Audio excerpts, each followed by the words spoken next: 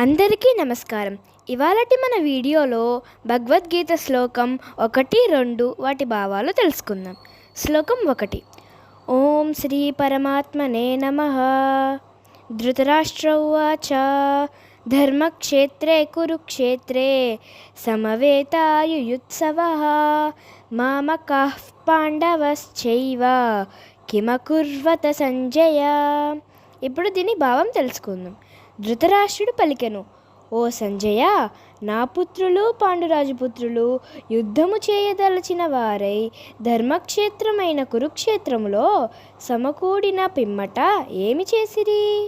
ఇప్పుడు మనం 2వ శ్లోకంకి వెళ్దాం. సంజయ ఉవాచ దృష్ట్వా తు పాండవానీకం వ్యూఢం దుర్యోధనస్తదా ఆచార్యముపసంగమ్య రాజా వచనమబ్రవీత్. ఇప్పుడు దాని భావం తెలుసుకుందాం.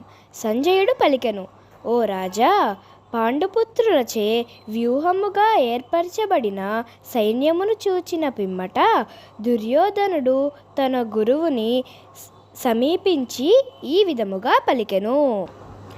తదుపరి వీడియోలో మనం భగవద్గీత శ్లోకం 3, 4 వాటి భావాలు తెలుసుకుందాం. నమస్కారం.